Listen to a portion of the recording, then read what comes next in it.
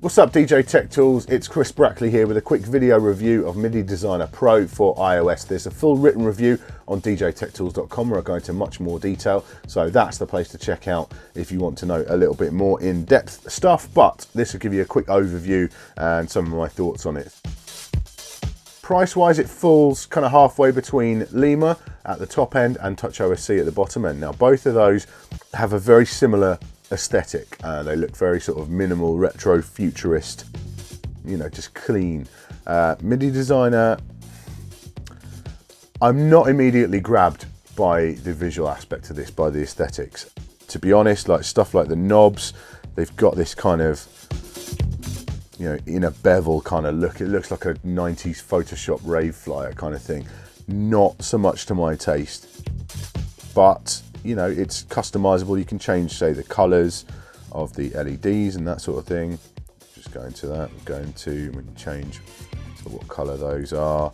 And another thing I'm really not big into is this whole, you know, the textures in the background. I like it nice and clean. You do have the option to change those. I mean, it's fully customizable, so you can go in and change, let's say page 2, I'll get rid of that texture there.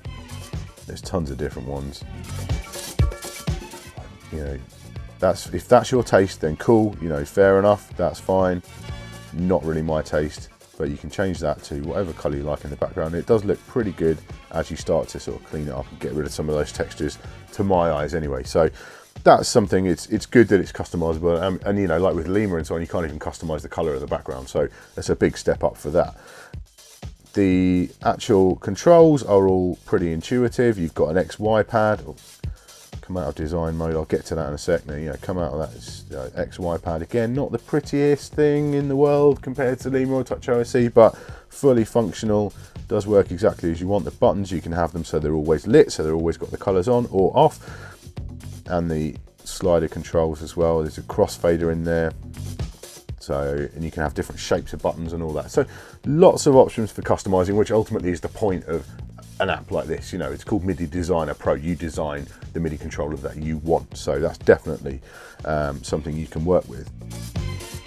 Now, in terms of actually connecting it, it's all done through Audio MIDI setup on the Mac, and you do a network MIDI session, and that just works perfectly smoothly. There's no add-on software required. There's nothing like the Lima Daemon or TouchOSC Bridge. None of that is required. Just do it all through there, and there is RTP MIDI on the Mac, on the Windows side as well, and that will do a very similar thing. Looks really similar to the network MIDI session, so, and that should work equally well. Now, another area where you don't need any extra software is in terms of actually using this thing and creating your templates. You know, you can do it all from the iOS device, so you can change everything about this. You can do your design, you can change the number of banks that you've got in different pages, you know, numerous different presets and so on, and you can edit every part of those. So for example, if I want to create a new, let's just put a new thing in here, let's have a knob up there, and I'm going to resize that there, and then I'm going to double tap it, and I can change all of the properties. So I'm going to change the label of it, I'm going to call this MIDI there, and I can change the label size, I can change the color of the LED in the middle, I can change the actual display minimum and maximum, I can change the number of ticks. So you can have, if you've got something like a list of effects, for example, say in Serato DJ, if I've got just 8 effects in my list, I can actually have 8 ticks on there, and so each one will be a different effect, and I can also name those ticks as well. If I go into the advanced, I can use name ticks, and so I can have 8 different ticks, each one with a different effect name on it. That's pretty hard to achieve in Lima, actually. I've done that with a few things and it's a bit of a pain. So to be able to do that straightforward in here is nice and simple.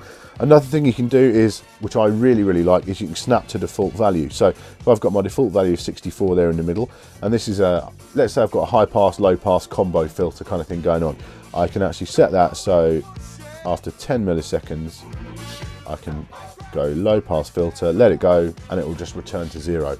And likewise, high pass filter, let it go, returns to 0. I really like that. That opens up a lot of dynamic sort of possibilities for MIDI mapping, which is really cool.